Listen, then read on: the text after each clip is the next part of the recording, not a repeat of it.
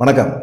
அண்ணாமலை படித்து சொன்னார், எடப்பாடி பழனிசாமியை நம்பாதீங்க, எடப்பாடி பழனிசாமி கடைசி நேரத்தில் கழுத்தறுத்து விட்டுருவார் அப்படின்னு சொன்னார். ஆனால் கேட்கலையே. யார் கேட்டால் எல்லாருமே நயினா நாகேந்திரன் மாநில தலைவர் வந்த பிறகு எடப்பாடி பழனிசாமி நம்ம கட்டுப்பாட்டில் வந்துட்டார், நம்ம கேட்குற தொகுதிகள்லாம் கொடுத்துருவாரு, நம்ம ஒரு லிஸ்ட்டே கொடுத்துருக்குறோம், 54 தொகுதிகளை கேட்டிருக்கிறோம், ஆனால் கொடுத்துருவார் எடப்பாடி பழனிசாமி அப்படின்னு அமித்ஷா எல்லாமே நம்பினாங்க.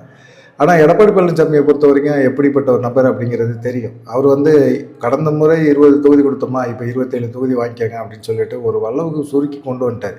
இது எடப்பாடி பழனிசாமியோட வெற்றி வெற்றி வெற்றின்னு எடப்பாடியோட ஆதரவாளர்கள்லாம் பயங்கரமாக பேசினாங்க. பாஜக ரொம்ப நொந்து போச்சு. சரி, அவங்க எதிர்பார்த்த தொகுதியாவது கொடுக்கணும்ல, அவங்க ஜெயிக்கக்கூடிய தொகுதியாவது கொடுக்கணும்ல, அதையும் கொடுக்கல எடப்பாடி பழனிசாமி. இதுதான் பார்த்தீங்கன்னா பாஜகவுக்கு மிகப்பெரிய ஒரு சர்ச்சையாகி போச்சு. இதை பியூஷ் கோயல் வாங்கிட்டாரு.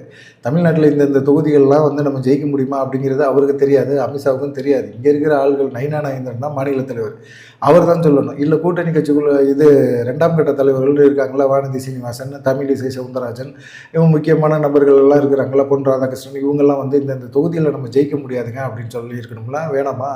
அவங்களும் அதை பற்றி பேசவே இல்லை. அப்போ பாஜக என்ன மசரில் இங்கே மலரப்போகுது, தமிழ்நாட்டில் எங்கே தாமரை மலர்றதுக்கான வாய்ப்பே கிடையாது அப்படிங்கிற மாதிரி தான் இப்போ தொகுதி பங்கீடுக்கு அப்புறமா பயங்கரமாக பேச ஆரம்பிச்சிட்டாங்க. பாஜகவுக்கு மட்டும்தான் இந்த பிரச்சனையா அப்படின்னு பார்த்தீங்கன்னா, தமாகவுக்கும் சரி, ஐஜேகேக்கும் சரி, தமுகவுக்கும் சரி, புதிய நீதி கட்சிக்கும் சரி, எல்லா கட்சிக்குமே எடப்பாடி பழனிசாமி மேலே மிகப்பெரிய ஒரு கடுப்பில் இருக்கிறாங்க. தமாக ஜி.கே. வாசன் கிட்டத்தட்ட ஒரு 12 தொகுதி கேட்டார். எடப்பாடி பழனிசாமி அவ்வளோலாம் தர முடியாட்டார். உடனே அவர் பாஜக மேலிடத்தோட பேசினார். அமித்ஷாட்ட பேசும்போது 5 தொகுதி ஓகே சொல்லிட்டாங்க. ஆனால் எடப்பாடி பழனிசாமி 2 தொகுதி தான். இப்போ 5 தொகுதியுமே ஜி.கே. வாசன் தாமரை சின்னத்தில் நிற்கணும்னு அவருக்கு ஆசையே கிடையாது. மாநில கட்சிகளில் ரெட்டையில சின்னம், அந்த ரெட்டையில சின்னத்தில் நிற்கலான்னு தான் அவருக்கு விருப்பம். எடப்பாடி பழனிசாமிகிட்ட போய் பேச்சுவார்த்தை நடத்தினா, நீங்கள் பாஜக பேக்கேஜில் இருக்கீங்க, நீங்கள் எங்கள் கூட எல்லாம் நீங்கள் கூட்டணி வைக்கல, உங்களுக்கு தாமரை சின்னம் தான், நீங்கள் தாமரை சின்னத்தில் நில்லுங்க, ரெட்டையில சின்னத்துலலாம் நிற்கணும்னு எண்ணத்தில் வராதிங்க, உங்களுக்காக அமித்ஷா ரெக்கமெண்ட் பண்ணியிருக்கிறாரு, நீங்கள் தாமரை சின்னத்திலே நின்றுக்காங்கன்னு சொல்லி ஒரு மாதிரி ஜி.கே. வாசனை தட்டி கழிச்சு விட்டாரு. அது பயங்கரமான ஒரு டென்ஷன் ஆகி போச்சு ஜி.கே. வாசனுக்கு. என்ன பண்ணுறதுன்னு தெரியல. அப்புறமா போய் அவர் நிர்வாகிகளோட ஆலோசனை பண்ணும்போது, நம்ம ரெட்டையில சின்னத்தில் நிற்கலாங்க, தாமரை சின்னம் மக்கள் மத்தியில் அவ்வளோ ஃபேமஸ் கிடையாது, நம்ம ரெட்டையில சின்னத்தில் நிற்கலாம் அப்படின்னு சொல்லி ஜி.கே. வாசன்ட்ட கட்சி நிர்வாகிகள் எல்லாம் ஆலோசனை பண்ணும்போது ஜி.கே. வாசன் பயங்கர டென்ஷன் ஆகி கத்த ஆரம்பிச்சிட்டாரு. நீ போய் பேசுப்பா, எடப்பாடி பழனிசாமிகிட்ட நான் பேசிட்டேன், ரெட்டையில சின்னத்தில் நிற்கணும்னு நாங்கள் ஆசைப்படுறோம், ரெட்டையில சின்னத்தை எங்களுக்கு கொடுங்கன்னு கேட்குறோம். இல்லை நீ அமித்ஷாவோட பேக்கேஜ், நீ அங்கே போய் அவங்க கொடுக்குற சின்னத்திலே நின்றுக்க அப்படின்னு சொல்லிட்டாரு. இது ஏற்றுக்கவே முடியாது அப்படிங்கிற மாதிரி இருக்குது. அதே போல் பார்த்திங்கன்னா புதிய தமிழன் கிருஷ்ணசாமி, அவரும் பார்த்திங்கன்னா அவர் கிட்டத்தட்ட ஒரு 12 தொகுதி கேட்டிருந்தார். அப்புறமா 5 தொகுதிக்கு இறங்கி வந்தார் கிருஷ்ணசாமி. அதை அமித்ஷாவிட்டே சொன்னார், இது மாதிரி எடப்பாடி பழனிசாமி பேச்சுவார்த்தை நடத்த வரமாட்டேங்கிறாரு, நானும் பல முறை முயன்று பார்த்துட்டேன், அவர் எடப்பாடி பழனிசாமி என்னைய கன்சிடரே பண்ணலை அப்படின்னு சொல்கிறார். ஏற்கனவே தென் மாவட்டங்களில் முக்குளத்து சமுதாய மக்கள் எடப்பாடி பழனிசாமிக்கு எதிராக இருக்கிறாங்க. இப்போ டாக்டர் கிருஷ்ணசாமியும் அவர் கடைசியாக எடப்பாடி பழனிசாமி அமித்ஷா அழுத்தம் கொடுத்து, நீங்கள் கிருஷ்ணசாமிகிட்ட பேசுங்க அப்படின்னு சொல்லும்போது கிருஷ்ணசாமிகிட்ட பேசுகிறார். கடைசி பட்சமாக உங்களுக்கு 2 தொகுதி நாங்கள் தரோம், 5 தொகுதி தர முடியாது, 2 தொகுதி தரோம் அப்படின்னு கேட்கும்போது கிருஷ்ணசாமி எந்தெந்த தொகுதி தருவீங்க, அவருக்கு எங்கே ஜெயிக்கக்கூடிய தொகுதிகள், தென்காசி, நெல்லை, இந்த மாதிரி தொகுதிகள்லாம் அவர் கேட்குறாரு. அந்த தொகுதியை அவர் கொடுக்கணும்.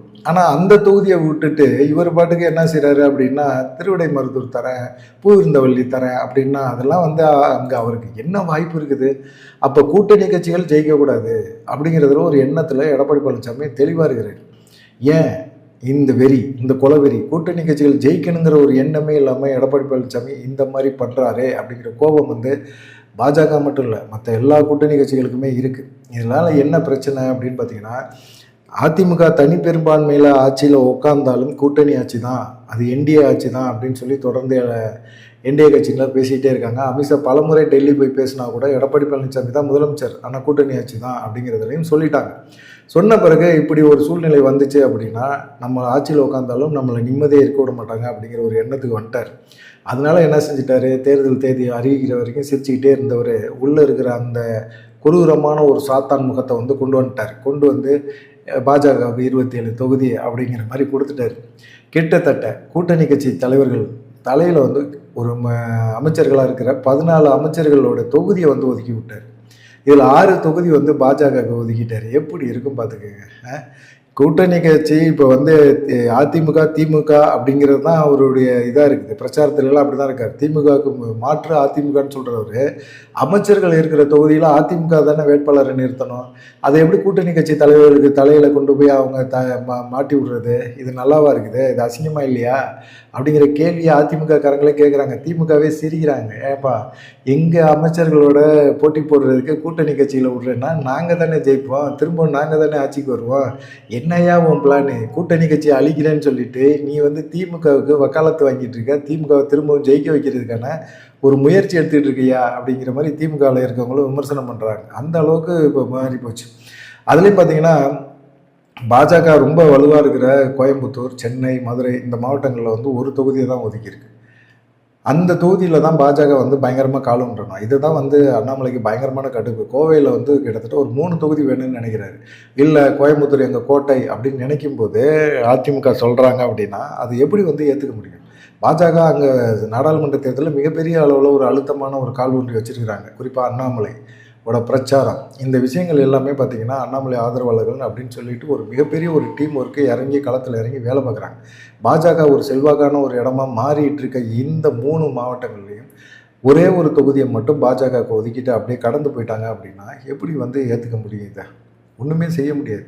அவருடைய எண்ணம் என்னன்னா, இப்போ 27 தொகுதி கொடுத்துருங்க, கடந்த முறை 20 தொகுதி கொடுத்தீங்க, அதிமுக கண்டிப்பாக சப்போர்ட் பண்ணுச்சு, 4 எம்எல்ஏக்கள் போனோம், இப்போ 27 தொகுதி வாங்கியிருக்கிறோம், 27 தொகுதியில் ஒரு எம்எல்ஏ கூட இந்த தடவை பாஜக எம்எல்ஏக்கள் சட்டமன்றத்துக்கு போக முடியாது அப்படிங்கிறதான் அண்ணாமலையோட எண்ணம். நீங்கள் தொகுதி பங்கீடு, தொகுதியை வாங்கினதும் கம்மி, தொகுதியை ஒதுக்குனதில் எடப்பாடி பழனிசாமி புத்திசலமாக செயல்பட்டார். இதுக்கு நைனா நாகேந்திரனும் பாஜகவில் இருக்க மேலிடங்களில் சில முக்கியமான தலைவர்களுமே ஒத்து போயிட்டாங்க. அதனால் இனிமே நான் கட்சிக்காக பிரச்சாரம் பண்ணியோ இல்லை கட்சிக்காக ஊராக சுற்றி இது பண்ணுறதெல்லாம் வேஸ்ட்டு. நம்ம பிரச்சாரத்தை கேட்டால் கூட மக்கள் கொந்தளிச்சு தான் போவாங்க. அந்த அளவுக்கு தான் இருக்குது. ஒன்றும் முடியாது, தேராது, பாஜக இனி தேர்றதுக்கு வாய்ப்பே இல்லைங்கிறது தான் அண்ணாமலையோட எண்ணம். அதை தான் மேலிடத்துல சொல்லிட்டு நான் போட்டியே போட விரும்பலைங்க, நான் போட்டி போட விரும்பலை, என்னை கூப்பிடாதீங்க, நான் தேர்தலில் போட்டி போடலை அப்படின்னு சொல்லிட்டு விலகிட்டார். ஏன் அந்த மாதிரி இது பண்ணான்னா, மயிலாப்பூரில் இருந்து ராசிபுரம் வரைக்கும் 27 தொகுதியை ஒதுக்கியிருக்காங்க, புதுக்கோட்டையில் 3 தொகுதியை ஒதுக்கியிருக்காங்க, கன்னியாகுமரியில் 4 தொகுதியை ஒதுக்கியிருக்காங்க, திருப்பூரில் 2 ஒதுக்கியிருக்காங்க, சிவகங்கையில் 2 ஒதுக்கியிருக்காங்க. இப்படி பார்த்தீங்கன்னா 5 தனி தொகுதியை ஒதுக்கியிருக்கிறாங்க. இப்படி எதுக்குமே சாதகமே இல்லாத ஒரு சூழ்நிலை. எல்லாமே திமுக ஜெயிக்கக்கூடிய தொகுதிகள். புதுக்கோட்டையிலாம் திமுக கன்னியாகுமரி விட்டுருவோம், திருப்பூர், சிவகங்கை இதில் எல்லாம் பார்த்தீங்கன்னா திமுக ஜெயிக்கக்கூடிய தொகுதிகளாக கொடுத்துருக்கீங்க. ஆனால் பாஜக கேட்ட தொகுதிகளாக என்ன? விருகம்பாக்கம், டி நகர், மயிலாப்பூர், வேளச்சேரி, இந்த 4 தொகுதியை சென்னையில் எதிர்பார்த்தாங்க. மயிலாப்பூர் தொகுதியை மட்டும் ஒதுக்கி வச்சிருக்கிறாங்க. மீதி தொகுதியெல்லாம் என்னாச்சு? பியூஷ் கோயல் எடப்பாடி பழனிசாமிகிட்ட கேட்டால், எடப்பாடி பழனிசாமி என்னவோ சென்னையிலலாம் அவர் ஜெயிச்சிட மாதிரி அவர் அதிமுகவுக்காக ஜெயிச்சிருமா, வேட்பாளர் நிறுத்தினா ஜெயிச்சிருவாங்களா? அதிமுகவுக்கு அங்கே வாஸ் அவுட் ஆக போகுது சென்னையில், அவருக்கே நல்லா தெரியும். ஆனால் அவர் என்ன சொல்கிறாரு? குஜராத்தில் அமித்ஷா நிற்கிற இடத்துல நாங்கள் சீட்டு கேட்டால் நீங்கள் கொடுத்துருவீங்களா? அதே போல் தாங்க எங்கள் அதிமுக கோட்டைங்க, அந்த கோட்டையில் நீங்கள் கண்டிப்பாக சீட்டு கேட்டிங்கன்னா நாங்கள் கொடுக்க முடியாதுங்க அப்படின்னு சொல்லிட்டார். தேர்தல் தேதி அறிவிச்சாச்சுல, எல்லாமே எலெக்ஷன் முடியட்டும். 2026 எலெக்ஷன் முடிஞ்சுட்டு எடப்பாடி பழனிசாமி ஆட்சியில் உட்காரட்டும். உட்கார்ந்தாலும் மத்திய அரசு, பிரதமர் மோடி, அமித்ஷாவையும் எடப்பாடி பழனிசாமி என்ன விதமான குடைச்சலை கொடுக்குறாங்கன்னு மட்டும் பாருங்கள். பாஜகக்காரங்க அவ்வளவு ஆதங்கத்தில் இருந்துகிட்டு இருக்காங்க. 2ஆம் கட்ட தலைவர்களை விட்டுருங்க, பாஜகவில் அடிப்படை உறுப்பினர்னு சொல்லியிருக்காங்கள, நிர்வாகிகள்லாம் இருக்காங்கள, அவங்கெல்லாம் மிகப்பெரிய ஒரு மனவேதனையில் இருக்காங்க. இப்படி ஏமாற்றிட்டார் எடப்பாடி பழனிசாமி. இதை தானே அவர் மாநில தலைவராக இருக்கும்போதே அண்ணாமலை சொன்னார், எடப்பாடி பழனிசாமியை நம்பாதீங்க, அவர் நடிப்பார், சூழ்நிலைக்கு தகுந்த மாதிரி நடிப்பார், ஒரு வேஷம் போடுவார், அந்த வேஷத்தை நம்பாதீங்கன்னு படித்து சொன்னார். அதை யாருமே கேட்கல அப்படிங்கிற மாதிரி இருக்குது. அதே போல் பார்த்தீங்கன்னா அதிமுகவில் கும்பகோணத்து, பட்டுக்கோட்டை, பேராவூர்னி இந்த தொகுதிகள்லாம் எதிர்பார்த்தாங்க. ஆனால் அங்கெல்லாம் கொடுக்காம திமுக எங்கெங்கே பலமாக இருக்குது, அது தஞ்சாவூர், திருவாரூர் இந்த தொகுதியெல்லாம் ஒதுக்கி விட்டாங்க. திருவாரூர் தொகுதியெல்லாம் பாஜக என்னைக்காவது ஜெயிக்க முடியுமா? இல்லை தஞ்சாவூர்லேயும் ஜெயிக்க முடியுமா? திருவாரூரில் பூண்டி கலைவண்ணனை எதிர்த்து யாருமே அதிமுக காரங்களே பயப்படுறாங்க நிற்கிறதுக்கு. அப்படிப்பட்ட ஒரு சூழ்நிலையில் அது திமுகவோட கோட்டைங்க. அந்த கோட்டையில் போய் இவர் ஜெயிச்சிருவேன் அப்படின்னா அதெல்லாம் எதிர்பார்க்க முடியுமா? அதெல்லாம் எதிர்பார்க்கவே முடியாது. அதுபோல் பார்த்தீங்கன்னா திருப்பத்தூரில் பெரிய கருப்பன், திருச்செந்தூரில் அனிதா ராதாகிருஷ்ணன், பத்மநாபபுரத்தில் மனோ தங்கராஜ், ஆவடியில் நாசர், ராசிபுரத்தில் மதிவேந்தன், அப்புறமா திருவண்ணாமலையில் ஏவாவேலு, அப்புறமா சபாநாயகர் அப்பாவு, இந்த தொகுதிகள்லாம் கூட்டணி கட்சிகளுக்கு ஒதுக்குறது நல்லா இருக்குதா? இதை அதிமுக அந்த தொகுதிகளில் போட்டி போடணும். ஆனால் அதிமுக அந்த தொகுதிகளில் போட்டி போடாமல் கூட்டணி கட்சிகளுக்கு ஒதுக்கி விட்டுட்டு என்ன பண்ணுறீங்க? அப்படிங்கிற ஒரு கேள்வி தான். புதுக்கோட்டை, கந்தரக்கோட்டை, அறந்தாங்கி 3 தொகுதிகளை வந்து அழிச்சு கொடுத்துருக்குறாங்க அதிமுக. அது வந்து அவங்களுக்கு அந்த மாதிரி புதுக்கோட்டையில் எங்களுக்கு 3 தொகுதியெல்லாம் வேணாம். ஆனால் வந்து அவங்க கேட்டது கோயம்புத்தூர், மதுரை, திருப்பத்தூரில் கூடுதலாக தொகுதிகளை ஒதுக்கி எங்களுக்கு கொடுங்க அப்படிங்கிறது தான் அவங்களுடைய நிலைப்பாடாக இருந்தது. கடைசி வரைக்கும் எடப்பாடி பழனிசாமி கிட்டத்தட்ட ஒத்தே வரலை அப்படிங்கிற மாதிரி தான் சொல்கிறாங்க. என்ன பண்ண முடியும்? ஒன்றுமே பண்ண முடியாது அப்படிங்கிறது தான் எல்லாத்தோட இது இருக்குது. இதில் வந்து பார்த்திங்கன்னா பாஜகவோட 2ஆம் கட்ட தலைவர்கள் அவங்கெல்லாம் வந்து இது பெருசாகவே எடுத்துக்கல. ஏன்னா எடப்பாடி பழனிசாமியோட ஆதரவு வேணும், நம்ம நிற்க போகிறோம், அவருடைய ஆதரவு தேவை, அதனால் நம்ம ஜெயிப்போம் அப்படிங்கிற ஒரு நம்பிக்கையில் அவினாசியில் எல் முருகன் வந்து போட்டி போடுறாரு, மயிலாப்பூரில் தமிழிசை சவுந்தரராஜன் போட்டி போடுறாங்க, சாத்தூரில் நயினா நாகேந்திரன் போட்டி போடுறாரு, கோவை வடக்கில் வந்து வானதி சீனிவாசன் போட்டி போடுறாங்க. இவங்களுக்கெல்லாம் என்னன்னு கேட்டிங்கன்னா, இப்போ தஞ்சாவூர் எடுத்துக்கிட்டிங்கன்னா கருப்பு முருகன், இப்போ இந்த 5 தொகுதியில் வந்து ஜெயிச்சிருவோம் அப்படிங்கிற ஒரு நம்பிக்கையோடு அவங்க செயல்படுறாங்க. அதிமுகவோட ஆதரவு தேவை. இப்போ எடப்பாடி பழனிசாமி இவ்வளவு வந்து மோசடி பண்ணியிருக்கிறாரு பாஜகவுக்கு, தொகுதி ஒதுக்குனதையும் கம்மி, தொகுதி பங்கீட்லேயும் வந்து மோசடி பண்ணியிருக்கிறாரு அப்படின்னா அதை எதிர்த்து வந்து நம்ம ஏதாவது பேசணும் அப்படின்னோம்னா மறைமுகமான ஒரு உத்தரவை போட்டு பாஜக வேட்பாளர்களை இவங்களெல்லாம் தோக்கடிச்சிருங்க அப்படின்னு சொல்கிறாங்க.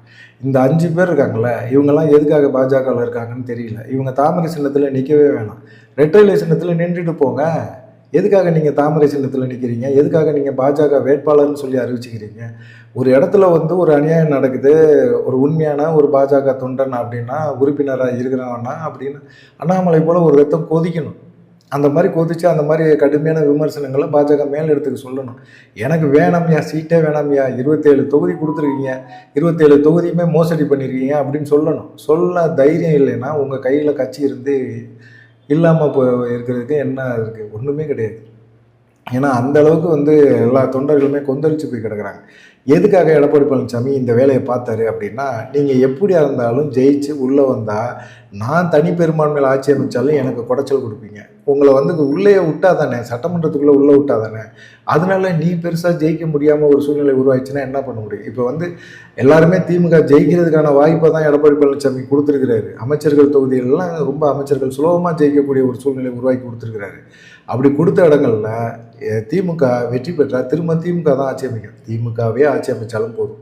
ஏன்னா நான் கட்சியை கைப்பற்றிட்டேன், இந்த தடவை கட்சி கைப்பற்றினது வரைக்கும் போதும். ஏன்னா ஓபிஎஸ் ஓடி போயிட்டாரு, சசிகலா வர முடியாது, இப்படி எல்லா சூழ்நிலையும் மாறிடுச்சு, டிடி தினகரனே உள்ளே கொண்டாந்து வச்சாச்சு, எல்லாமே நம்ம கையில் வந்துருச்சு, கட்சி கட்டுப்பாட்டில் இருந்தால் போதும்யா, நமக்கு வந்து மீதியெல்லாம் தேவையே கிடையாது அப்படிங்கிற ஒரு எண்ணத்துக்கு அவர் போயிட்டாரு அப்படிங்கிற மாதிரி தான் எல்லாருமே சொல்கிறாங்க.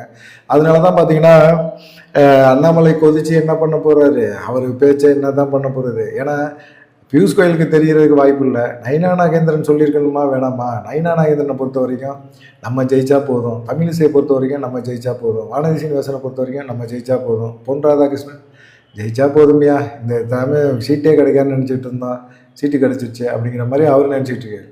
இதில் என்னன்னு கேட்டிங்கன்னா, மாநில துணைத் தலைவர் கோபால்சாமி, அப்புறமா கேடி ராகவன், இவங்களை எல்லாத்தையுமே ஓரம் கட்டி விட்டார். விருதுநகரை தான் வந்து கோபால்சாமி கேட்டுக்கிட்டு இருந்தார். ஒருவேளை விருதுநகரில் வந்து இவர் சாத்தூரில் வந்து இவரும் ஜெயிச்சுட்டு கோபால்சாமியும் வந்து ராஜபாளையத்தில் ஜெயிச்சாரு அப்படின்னா கண்டிப்பாக வந்து நயினா நாகேந்திரனுக்கான முக்கியத்துவம் போய் கோபால்சாமிக்கான ஒரு முக்கியத்துவம் உருவாயிடும் அப்படின்னு பயந்துட்டு தான் ராஜபாளையத்தை வந்து ஜான் பாண்டியனுக்கு ஒதுக்கி விட்றாங்க. அதே போல் வந்து செங்கல்பட்டு தொகுதியை கேடி ராகவன் கேட்டிருந்தார், அவருக்கு வந்து ஒதுக்கவே இல்லை, பாஜகவுக்கு ஒதுக்கவே இல்லை. இப்படி உள்ளடி வேலையெல்லாம் நயினா நாகேந்திரன் எடப்பாடி பழனிசாமியோட சேர்ந்து போட்டிருக்கிறாரு அப்படிங்கிற ஒரு விஷயம் இருக்குல்ல. இது பார்க்கும்போது என்ன தான் பண்ணுறது அப்படிங்கிற மாதிரி ஒரு சூழ்நிலை இருக்குது. ஜி.கே. வாசன் ஏமாற்றப்பட்டிருக்காரு, ஏசி சண்முகம் ஏமாற்றப்பட்டிருக்காரு, ஐஜேகே பாரிவேந்தர் ஏமாற்றப்பட்டிருக்காரு, புரட்சி பாரதம் ஏமாற்றப்பட்டிருக்கு, தென்னிந்திய ஃபார்வேர்டு பிளாக் திருமாரன்ஜி தனக்கு கடைசி வரைக்கும் தொகுதி கிடைக்குன்னு நினச்சிக்கிட்டு இருந்தார், ஒன்றுமே கிடைக்கல. என்ன பண்ணுறது? தமாகவுக்கு ஜி.கே. வாசனுக்கு 5 தொகுதியை ஒதுக்கிறாங்க. 5 தொகுதியில் 3 தொகுதி திமுக அமைச்சர்களோட தொகுதிங்க. அது எப்படி வந்து அவரால் ஜெயிக்க முடியும்? சக்கரபாணி, முத்துசாமி, காந்தி இந்த அமைச்சரோட தொகுதியை கொண்டு போய் யாருக்காவது வந்து கூட்டணி கட்சிகளுக்கு கொடுப்பாங்களா? கொடுத்துருக்கிறாரு. ஜி.கே. வாசன் எப்படி தாமரை சின்னத்தில் நின்று ஜெயிக்க முடியும்? ஜெயிக்கவே முடியாது. என்னடா அது அப்படிங்கிற மாதிரி ஒரு எண்ணத்துக்கு அவங்களும் போயிட்டாங்க. என்ன இப்படி பண்ணி வச்சிருக்கிறாரு எடப்பாடி பழனிசாமி, வேணும்னு பழி வாங்குறாரு அப்படிங்கிற விஷயம் எல்லாத்துக்குமே தெரியுது. இப்படி வந்து பண்ணிவிட்டு அந்த அதிமுகவில் இருக்கிறவங்களும் வந்து பாஜகவோட கலந்து பாஜக வேட்பாளரை ஜெயிக்க வைக்க போகிறது கிடையாது அப்படிங்கிற ஒரு எண்ணம் இருக்குது. ஜி.கே. வாசனுக்கு கிள்ளியூர் மட்டும் கொஞ்சம் குமரி மாவட்டத்தில் பாஜக கொஞ்சம் அந்த தொகுதி மட்டும் ஜெயிக்கிறதுக்கான வாய்ப்பு இருக்குது அப்படிங்கிற ஒரு எண்ணம் மட்டும் அவர்கிட்ட இருக்குது. மற்றபடி எடப்பாடி பழனிசாமி ஒதுக்கின தொகுதிகள் எதுவுமே பார்த்திங்கன்னா யாருக்குமே பிடிக்கல. கூட்டணி கட்சியில் ஐஜேகேக்கு வந்து போக்குவரத்துறை அமைச்சர் சிவசங்கரனோட குன்னம் தொகுதியை ஒதுக்கி வச்சுருக்கிறாங்க. அதுலெல்லாம் வந்து எப்படி இவர்கிட்டையும் பணபலம் இருக்குது, அவர்கிட்டையும் பணபலம் இருக்குது. ஆனால் அவர் அமைச்சர், திமுக அமைச்சர், திரும்பவும் ஆட்சிக்கு வந்தால் அவர் தான் அமைச்சர் அப்படிங்கிற மாதிரி ஒரு பேர் எடுத்துகிட்டு இருக்காரு. அப்படிப்பட்ட ஒரு சூழ்நிலையில் என்ன பண்ண முடியும்? புரட்சி பாரதம்லாம் கடைசி வரைக்கும் காம்ப்ரமைஸ் பண்ணி தான் அவருக்கான ஒரு தொகுதியை ஒதுக்கி விட்டுருக்காங்க. இப்படிப்பட்ட ஒரு சூழ்நிலையில் என்ன பண்ணுறதுன்னே தெரியல. எடப்பாடி பழனிசாமியை பொறுத்த வரைக்கும் தனி மெஜாரிட்டியில் வந்தோம்னா பாஜக நம்மளை டிஸ்டர்ப் பண்ணக்கூடாது அப்படிங்கிற ஒரு எண்ணத்துக்கு அவங்க வந்துட்டாங்க. பார்க்கலாம் என்ன நடக்கும் அப்படின்னு சொல்லி. பாஜகவோட பிளான் என்னன்னு தெரியும். இப்போ பாஜக ஒரு முடிவுக்கு வந்திருப்பாங்க. அண்ணாமலை சொன்னது 100% வந்து கரெக்டு. இது வந்து 100% வந்து எடப்பாடி பழனிசாமி தேர்தல் தேதி அறிவித்த பிறகு அவருடைய உண்மையான சுயரூபத்தை காட்டிட்டாரு. நம்மளுடைய சுயரூபம் என்னென்னா தேர்தல் முடிஞ்ச பிறகு நம்ம காட்டுவோம். எடப்பாடி பழனிசாமிக்கு யாருன்னு நம்ம காட்டுவோம். எடப்பாடி பழனிசாமி கட்சியை கைப்பற்றினா போதுன்னு நினைக்கிறார்ல, அந்த கட்சியை எப்படி கைப்பற்றுறாருங்கிறத நம்ம பார்ப்போம். நம்மளுடைய வேலையை நம்ம காட்டுவோம் அப்படிங்கிற மாதிரி அந்த சைடில் ஆதங்கத்தில் பேசுகிறாங்க. பார்க்கலாம். பாஜக வந்து நம்பி போன கூட்டணி கட்சிகளுக்கும் பாஜகவுக்கும் எடப்பாடி பழனிசாமி மிகப்பெரிய அளவில் ஒரு துரோகத்தை பண்ணியிருக்கிறாரு. இவர் வந்து இவரை நம்பி போன கூட்டணி கட்சிகளுக்கு இவர் கொடுத்த சரிப்படி அப்படின்னு சொல்லி சொல்கிறாங்க. பார்க்கலாம். உங்களுடைய கருத்து என்ன அப்படிங்கிறதை மறக்காமல் கமெண்ட் பண்ணுங்கள். நன்றி, வணக்கம்.